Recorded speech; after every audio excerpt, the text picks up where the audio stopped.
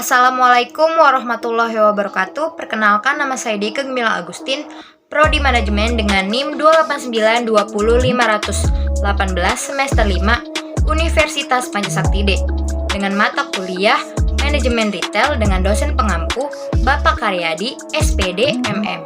Di sini saya akan membuat video resume mengenai materi dengan tema manajemen keuangan dalam retail. Berikut ini adalah penjelasannya. 1. Perencanaan dan pengendalian finansial. Perencanaan dan pengendalian keuangan melibatkan proyeksi-proyeksi berdasarkan standar dan perkembangan dari umpan balik dan proses penyesuaian untuk memperbaiki prestasi kerja. Perencanaan keuangan mencakup penjualan laba aktiva yang didasarkan pada alternatif, strategi produksi, dan pemasaran untuk kemudian bagaimana menentukan kebutuhan pendanaannya. Perencanaan keuangan adalah proses dari 1. Menganalisis pendanaan dan pilihan investasi yang terbuka bagi perusahaan. 2. Memproyeksikan konsekuensi masa yang akan datang akibat keputusan saat ini guna menghindari hal-hal yang tidak terduga dan hubungan antara keputusan saat ini dan masa yang akan datang. 3. Menentukan alternatif di mana yang akan dipilih. 4. Mengukur hasil selanjutnya terhadap tujuan dalam rencana keuangan. 2. Sistem pengendalian perdagangan retail. Sistem pengendalian intern perlu ditetapkan pada berbagai jenis usaha bisnis, termasuk pada usaha bisnis retail.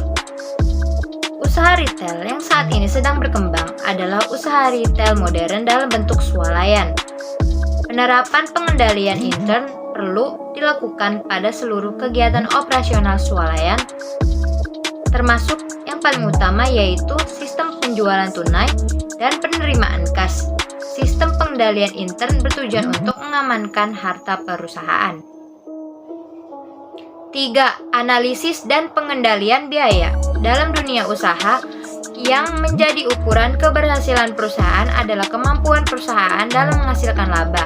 Semakin besar laba yang dihasilkan oleh perusahaan, maka dapat diketahui bahwa perusahaan tersebut berhasil dengan baik dalam menjalankan usaha. Memperbesar laba dapat dilakukan dengan cara yang pertama, menaikkan jumlah omset penjualan. Yang kedua, meminimalkan biaya atau kenaikan harga jual yang wajar.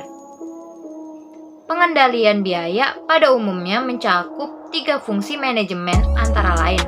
Yang pertama, fungsi planning melalui penempatan sasaran dan penyusunan rencana. Yang kedua, fungsi organizing pada tingkat operasional. Yang ketiga, fungsi controlling melalui evaluasi terhadap tujuan yang telah dicapai. 4. Analisis dan pengendalian modal saham.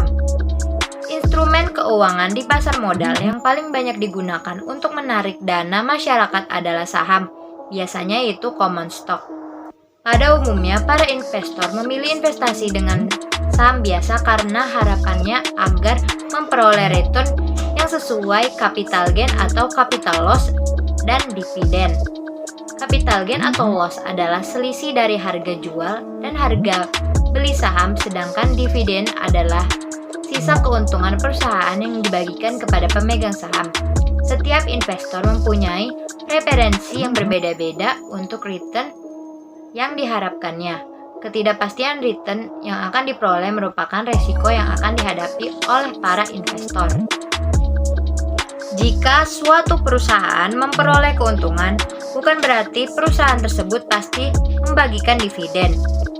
Menurut Darmaji dan Fakhrudin pada tahun 2001 menyatakan bahwa dividen baru bisa diterima investor jika 2 syarat terpenuhi, yaitu perusahaan memperoleh keuntungan dan rapat pemegang saham atau RUPS yang berwenang telah memutuskan pembagian dividen atas laba tersebut.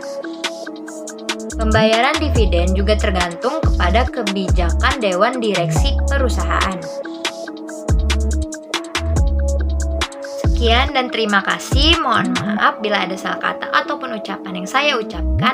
Saya Deke Gemilang Agustin pamit undur diri. Wabillahi taufiq wal hidayah. Assalamualaikum. Wassalamualaikum warahmatullahi wabarakatuh.